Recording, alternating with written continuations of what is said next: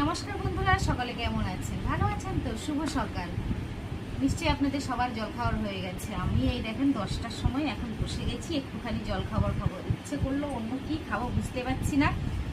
একটু চানাচুর আর একটু শশা টশা মেখে মুড়ি খাবার খুব ইচ্ছে হচ্ছে, দেখেন সেটাই আমি আয়োজন করছি। শশা কুচিয়ে নিয়েছি, একটু মুগ ডাল ভিজানো ছিল তাকে নিয়ে নিয়েছি, কাঁচা লঙ্কা কুচিয়ে নিয়েছি, একটু পেঁয়াজ নিয়ে নিয়েছি, আর এই যে চানাচুর একটু নিয়ে নিলাম।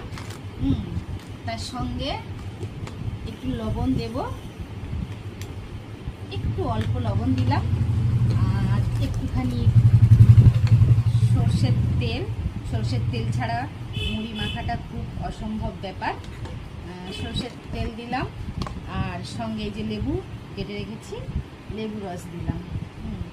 একটা মজাদার খাবার, খুব ভালো লাগে। এটা ছোটোবেলায় খুবই খেতাম, এখন বড় হয়ে গেছি, এখন আর সেভাবে খাওয়া হয় না, কিন্তু আজকে হঠাৎ মনে হলো এইভাবে খাবারটা খেলে কেমন হয়, তাই সকাল সকাল নিয়ে বসে গেলাম দেখেন। আর সঙ্গে এই যে বাঙালির মুড়ি, এই যে মুড়ি মেখে নিয়েছি। এইভাবে বন্ধুরা কে খান আমি জানি না, কিন্তু মাঝে মাঝে না খেতে এটা খুবই ভালো লাগে। আর আমি তো মেদিনীপুরের মেয়ে ছিলাম, মেদিনীপুরের মানে আমাদের তো প্রধান সকালবেলা জল খাবারটাই মুড়ি। তা মুড়িতে তখন আমরা বোনেরা এভাবেই মেখে মুড়ি খেতাম।